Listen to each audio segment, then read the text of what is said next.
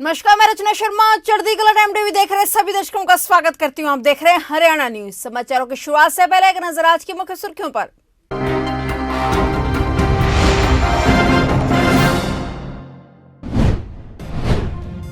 हरियाणा के अंबाला जिले में ओमिक्रॉन की एंट्री, 10 माह की बच्ची समेत 3 में हुई पुष्टि।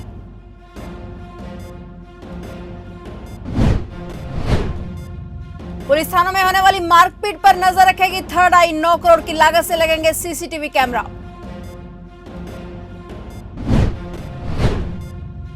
हरियाणा में कोरोना के बढ़ते प्रकोप के चलते 11 जिले रेड जोन में, हरियाणा में लगाई गई बड़ी पाबंदियां।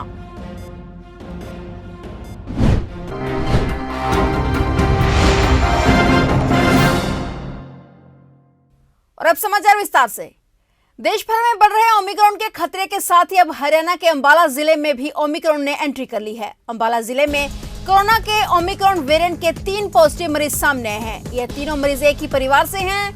आयरलैंड से लौटे इस परिवार के सदस्यों में कोरोना के नए वेरिएंट ओमिक्रॉन की पुष्टि हुई है, जिसमें एक 10 माह की बच्ची, 35 वर्षीय महिला और 70 वर्षीय बुजुर्ग शामिल है। इस बारे में जानकारी देते हुए स्वास्थ्य विभाग के डॉक्टरों ने बताया कि जिस परिवार से ओमिक्रॉन से संक्रमित मरीज मिले हैं, वो परिवार उनका पूरा सहयोग कर रहा है। इसके साथ ही उन्होंने ये भी बताया कि इनके कांटेक्ट में जितने भी लोग आए हैं, उनको ट्रेस कर उनको भी सैंपल लिए जा रहे हैं। जानकारी है कि अंबाला में विदेश से 2192 लोग सफर करके आए हैं, जिनमें से करीब 16 लोगों को ट्रेस कर लिया गया है। उन्होंने बताया कि विदेश से अंबाला पहुंच रहे लोगों पर अच्छी तरह से निगरानी रखी जा रही है। वहीं अंबाला में कोरोना के मामलों की रफ्तार लगातार बढ़ती जा रही है। अंबाला में 124 कोरोना के नए पॉजिटिव मरीज पाए गए हैं। वहीं आज अंबाला में 8 लोगों ने कोरोना को मात दे दी है और इसी के साथ अंबाला में कोरोना के एक्टिव मरीजों की संख्या 350 हो गई है।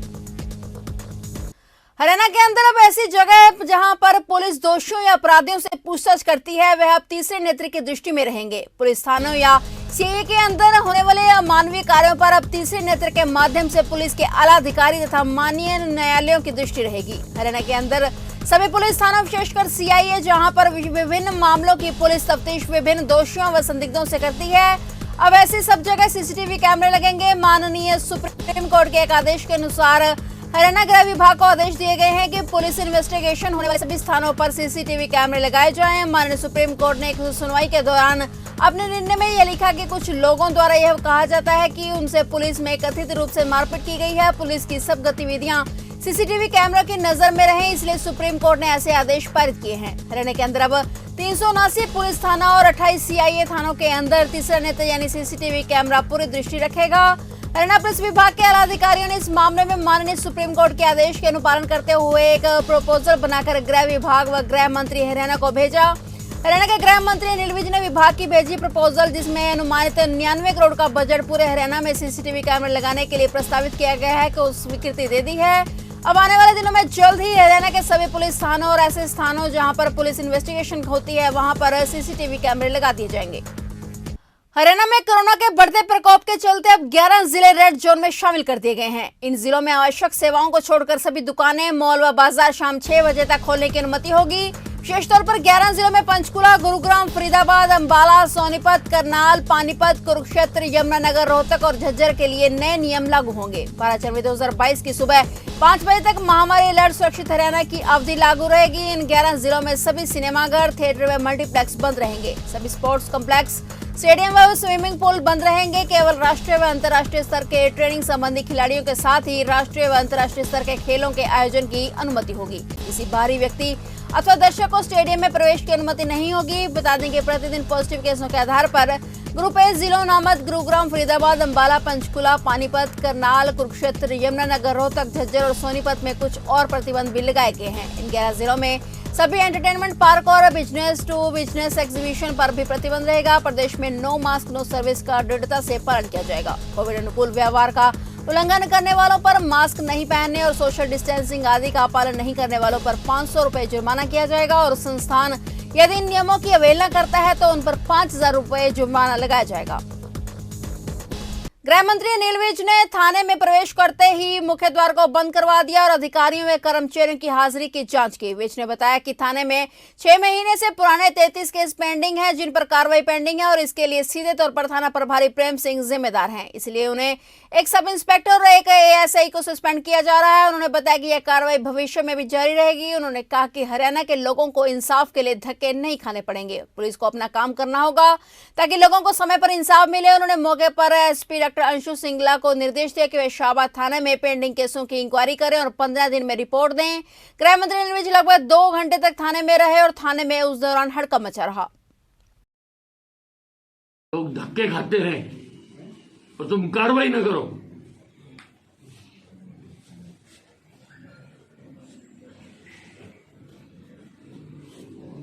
फर्जी कार्रवाइयां डाल रखी हैं। उसके कोई यार मित्रों पे, उसके उठने बैठने की जगह पे, काम करने की जगह पर उसकी कोई फोन लोकेशन आपने कुछ लियो, बताओ मेरे को।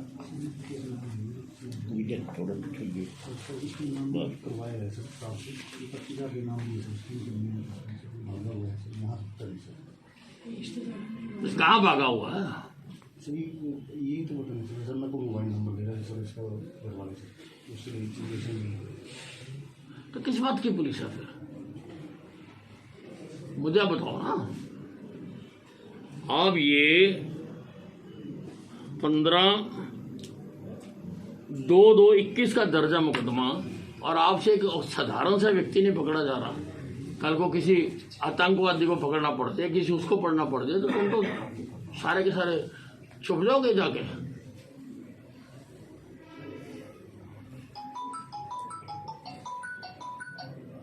आपने उसके यार मित्रों के, किसी आस पड़ोस के, किसी उसके जगह पर कहीं कुछ नहीं करा आपने। You did nothing।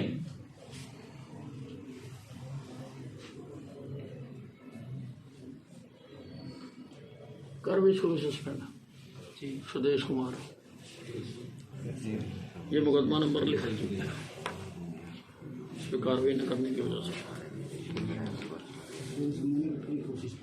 भाई कोशिश नजर नहीं आ रही ना, तुम्हारे से एक बंदा नहीं पकड़ा जाता, किस लिए इतना सारा थाना दे रखा? इतने आपके पास बंदे हैं, 53 बंदे हैं यहाँ पर। सर मैं एक रिक्वेस्ट कर रहा हूँ, हाँ आप बेसिक मेरे साथ किसी को भेज दो। अगर मैंने उनकी बार बार रेट ना की हो, पड़ोसियों से ना पूछा हो, तो मैं साथ भेज दो सर। उनके बिल्कुल तस्दीक। मुझे ये बता, 1 साल में आपसे आदमी नहीं पकड़ा गया?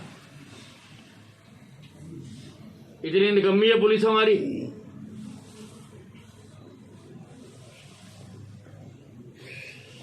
एक साल में एक साधारण सा व्यक्ति। सर थोड़ा टाइम दो, मैं जल्दी। नेक्स्ट केस 220 ना, ये 312 देखो।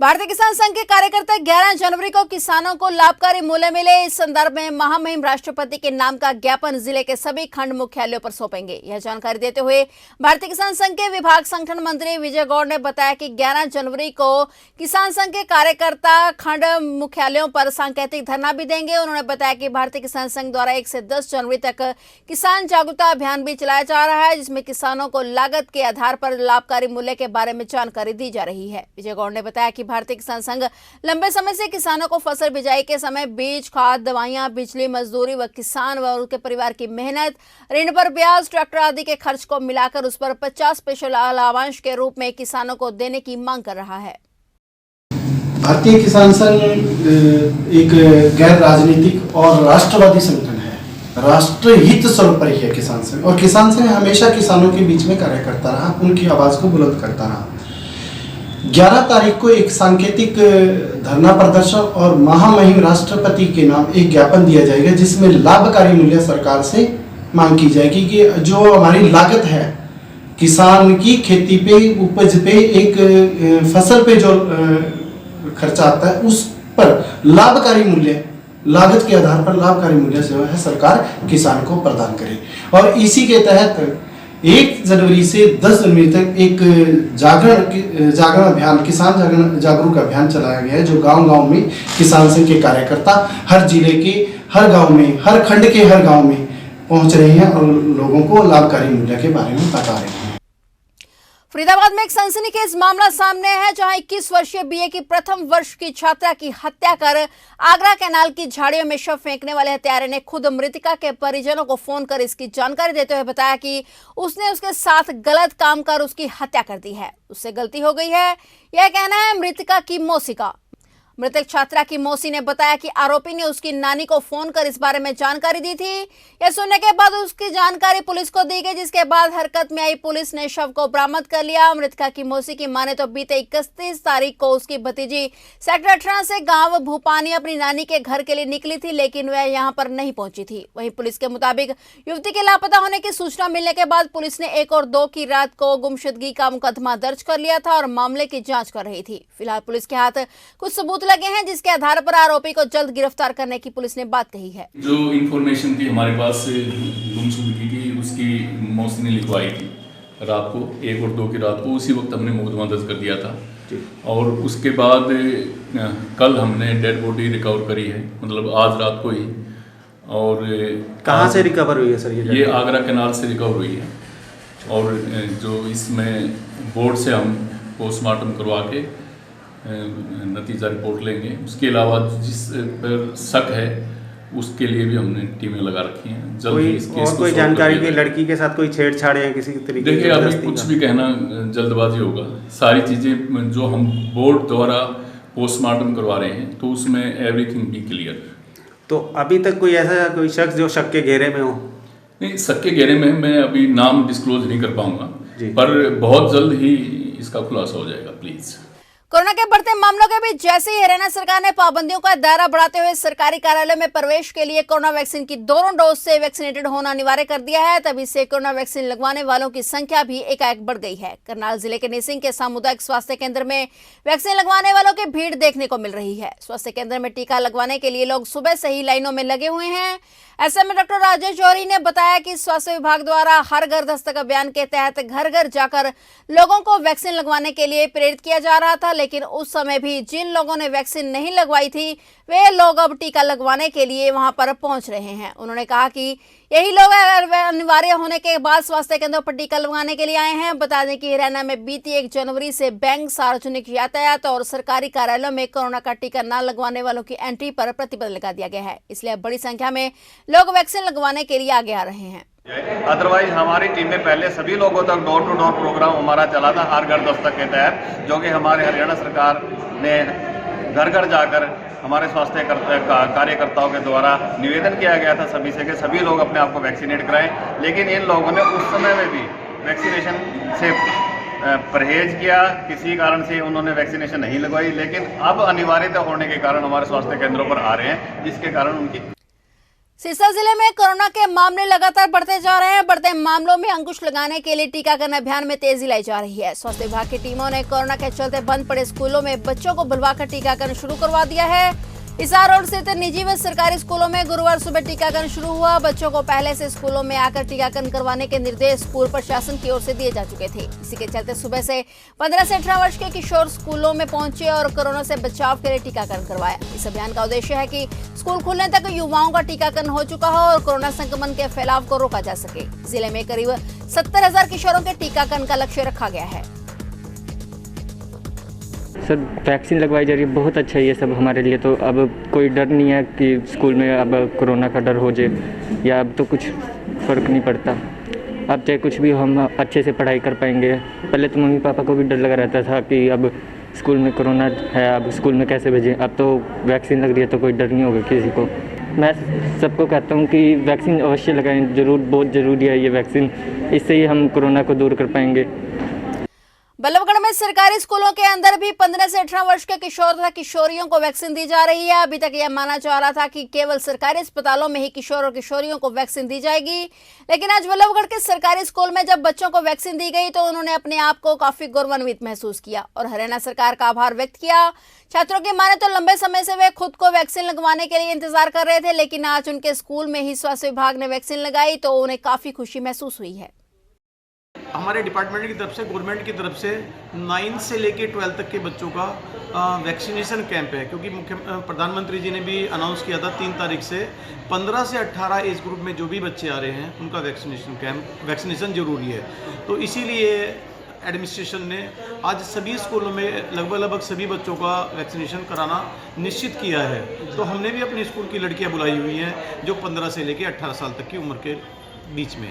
सर किस तरीके की यहाँ पर जो है व्यवस्था बनाई गई है, एहतियात को अगर ध्यान में रखें तो किस तरीके के एहतियात यहाँ पर बढ़ते जा रहे हैं? सर कोविड के अकॉर्डिंग जो भी गाइडलाइंस हमें प्राप्त हुई है उनका सभी का हम पालन कर रहे हैं। जैसे ही बच्चा एंटर करता है तो हम उसके हाथ सैनिटाइज करवाते हैं और मास्क यदि उसके पास नहीं है तो उसे मास्क प्रोवाइड करवाते हैं, मास्क रखे हुए भी हैं। प्लस बच्चों को सोशल डिस्टेंसिंग जितनी भी दूरी 2 गज की दूरी है वो लगभग मेंटेन करने की कोशिश करते हैं और एक बच्चे को बुला के पहले उसका रजिस्ट्रेशन कराया जा रहा है, फिर अंदर रूम में ले जाके, क्योंकि लड़कियां हैं तो उनका वैक्सीनेशन कराया जा रहा है। आज कितने लड़कियों को यानी कि बच्चियों को कितने बच्चियों को वैक्सीनेशन हो जाए? हम कोशिश करेंगे 1000 से लेके 1500 की बच्चियों का वैक्सीनेशन हमारा हो जाए। जी, जिस तरीके से पहल कहीं ना कहीं की गई है, स्कूलों से बच्चों को स्कूलों में कराया जा रहा है वैक्सीनेशन, तो क्या लगता है इससे कितना सफल हो पाएगा? नहीं, इससे बच्चों को बहुत फ़ायदा मिलेगा। एक तो जो बच्चों के मन में डर है और माँ बाप के मन में डर है कि वैक्सीनेशन से जब तक नहीं है तो हम बच्चों को स्कूल कैसे भेजें, तो अब जब डर निकल जाएगा, सब बच्चों को वैक्सीन लग जाएगी तो बच्चे स्कूल आ सकेंगे फ्री में। हरियाणा के फरीदाबाद में बीती 22 दिसंबर को केनरा बैंक में हुई लूटपाट मामले में पुलिस के हाथ बड़ी कामयाबी लगी है। फरीदाबाद क्राइम ब्रांच ने बैंक लूटने वालों को गिरफ्तार कर इस मामले में कई बड़े खुलासे किए। दरअसल 22 दिसंबर को शहर के सेक्टर 15 स्थित केनरा बैंक में कुछ हथियारबंद बदमाश 1,84,000 रुपए की नकदी लेकर फरार हो गए थे। घटना के बाद क्राइम ब्रांच ने 3 लोगों को गिरफ्तार करते हुए इस लूटपाट की साजिश का भंडाफोड़ किया। पुलिस के अनुसार आर्मी से भगोड़े एक व्यक्ति ने अपने साथियों के साथ मिलकर इस लूट की घटना को अंजाम दिया। DCP crime branch Narendra Kadian ने बताया कि बैंक लूट में शामिल तीनों आरोपी पलवल के रहने वाले हैं। बदमाशों ने बैंक में लूटपाट करने से पहले कई दिन तक बैंक की रेकी की थी और उसके बाद बैंक में लूटपाट को अंजाम दिया। इस वारदात के बाद तीनों आरोपी किसी अन्य बड़ी वारदात को अंजाम देने की फिराक में थे। बता दें कि लूटपाट में संलिप्त तीनों ही आरोपी हाईली एजुकेटेड हैं। गिरफ्तार किए गए आरोपियों की पहचान योगेश उर्फ बिल्लू, राहुल और सोनू के रूप में हुई है। फिलहाल पुलिस ने लूटे गए कैश की बरामदगी के लिए आरोपियों को 5 दिन के पुलिस रिमांड पर भेज दिया है। वहीं फरीदाबाद पुलिस कमिश्नर ने आरोपी को गिरफ्तार करने वाली क्राइम ब्रांच की टीम को 25,000 रुपए इनाम देने की घोषणा की है। 22 दिसंबर को करीब 1 बजे सेक्टर 15 की मार्केट में केनरा बैंक में 1,84,000 रुपये की लूट हुई थी। 3 नकाबपोश बंदे थे जो मोटरसाइकिल पे आए और चंद मिनट में ही लूट करके वहाँ से फरार हो गए थे। जो कैशियर था उसको पिस्टल दिखाया गया था और जो 1-2 और मुलाजिम थे उनको भी चाकू की नोक पे ये लूट को अंजाम दिया गया था। इसमें हमारे सीपी साहब श्री विकास अरोड़ा जी ने 4-5 टीमें लगाई थी और इंस्पेक्टर विमल की टीम ने इसको कामयाबी हासिल करते हुए आज 3 बंदों को राउंड अप किया है जी और सीपी साहब ने पूरी टीम को सम्मानित किया है जिनको 25,000 रुपये आज नगद इनाम दिया है टीम को। जी सर, कहाँ से इनका बैकग्राउंड क्या नाम वगैरह इनके? एक योगेश है जी, एक सोनू है और एक राहुल है, राहुल खान जी। ये तीनों पलवल के रहने वाले हैं और इन्होंने 2-3 दिन पहले बैंक की रैकी की और रैकी करने के बाद ही ये वारदात को अंजाम दिया है। पहले कोई मामला दर्ज है सर इनके ऊपर? पहले इनके खिलाफ कोई मामला दर्ज नहीं है, लेकिन अब ये इस वारदात के अंदर जैसे इन्होंने कामयाबी हासिल कर ली थी उसके बाद इन्होंने बड़ी वारदात को अंजाम देना था तो कि ये पुलिस की टीम के हत्थे चढ़ गए, नहीं तो कोई बड़ी वारदात को चंद दिनों में ही अंजाम देना था। क्या कुछ क्वालिफिकेशन है इनकी? ये पढ़े लिखे बच्चे हैं, बीटेक में है एक बच्चा तो और बाकी पढ़े लिखे हैं तीनों पढ़े लिखे हैं। सर हथियार कहाँ से लाए थे? ये पिस्टल बता रहे हैं आप। ये अभी पुलिस रिमांड के ऊपर है हमारे जी, तो जो भी होगा वो आपको बता दिया जाएगा जी। और सर लूट के कैश जो लूटा था वो पूरा बरामद हो गया? अभी लूट का जो कैश था वो बरामद नहीं हुआ है। 5 दिन का पुलिस रिमांड लेंगे। जो हथियार थे, चाकू, पिस्टल और मोटरसाइकिल जो वारदात में इस्तेमाल किए गए थे वो बरामद हो चुके हैं जी। फरीदाबाद पुलिस को सर बहुत बहुत बधाई।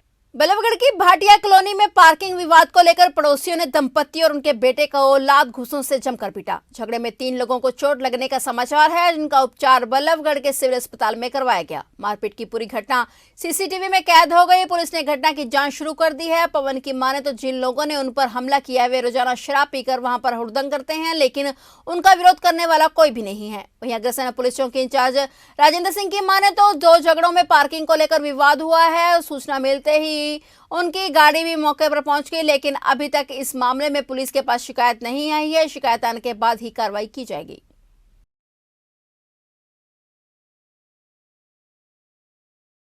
हमारे साथ गली घर है जहाँ पे, वहाँ पे साथ में गली है, बंद गली है, उसमें हमारा घर है 2 साइड ओपन। तो हमारी बाइक खड़ी होती है, पीछे हमारी स्कूटी खड़ी होती है। ये कम से कम 15 से 20 लड़के आ रहे हैं, जा रहे हैं, वहाँ हल्ला मचाते हैं, दारू पीते हैं और कभी 12-1 बजे तक ये रोज़ हुड़दंग मचाते हैं जी। वहाँ पे कोई इनको कहने वाला नहीं है, कोई सुनना। जो जरा सा भी इनसे कुछ बोलता है उसी को ही मारते हैं। जैसे आज मेरे को मारा है इन्होंने बुरी तरह से, मेरी माताजी को मारा, मेरे पिताजी को भी इन्होंने मारा। ये बहुत गलत करते हैं, पर इनकी कोई भी इनकी अगर जरा सा इनसे कोई बोला कि भाई ये ऐसे नहीं ऐसे कर लो, तो ये उसको मारते ही मारते हैं। इन्होंने पूरा आतंक मचा रखा है जी वहाँ पे हमारी गली में, और हम बहुत परेशान हैं इनसे, इन लोगों से बहुत बुरी तरह से परेशान हो चुके हैं। तो कौन है लोग और किस चीज़ से हमला किया आप पे? हैं जी, कौन है ये लोग और किस चीज़ से हमला किया आप पे? ये जी पता नहीं, कम से कम 10-15 लड़के थे जी। जूते लाइट पता नहीं क्या हाथ में था इनका लोहे का, वो मेरे यहाँ पे मारा है जी। देखो जी ये निशान बन रहा है सारा। और मैं अकेला था, मेरे माता थी, मेरे पिताजी थे, इनको भी मारा है इन्होंने। सबने मिलके कम से कम 15 से 20 लड़के हैं। ये जुआ खेलते हैं या क्या करते हैं, दारू पीते हैं यहाँ पे, और डेली का काम है इनका। कम से कम 10-15 आ रहे हैं, जा रहे हैं। तो कौन सी कॉलोनी का मामला है? भाटिया कॉलोनी, गली नंबर 2, नियर ठाराम स्कूल वाली गली है। तो पुलिस को सूचना दे दी आपने? पुलिस को सूचना दे दी हमने। 112 नंबर पे कॉल की थी, पुलिस आ गई थी। पुलिस ने इन पे सुबह बुलाया है, इनको कार्रवाई करेगी अपनी, जो भी प्रशासन की कार्रवाई होगी। सर, पार्किंग को लेकर विवाद हुआ है 2 पक्षों में, क्या था सर ये पूरा मामला? 2 पड़ोसियों में स्कूटी करने का झगड़ा हुआ है। हमारे ERV गाड़ी गई थी, अभी कोई कंप्लेंट नहीं है दोनों की। जी ठीक है, कंप्लेंट आएगी जब कार्रवाई करेंगे। सर, CCTV कैमरा सामने आ रहे हैं क्या? वो तो कंप्लेंट आएगी जब लेंगे। अभी दोनों पक्षों कोई कंप्लेंट नहीं आई, दोनों पड़ोसी हैं। कंप्लेंट मिलेगी तो पुलिस की तरफ से कार्रवाई की जाएगी। फिलहाल हरियाणा न्यूज में इतना ही। तब तक के लिए देखते रहिए चढ़ती कला टाइम TV और मुझे दीजिए इजाजत। धन्यवाद।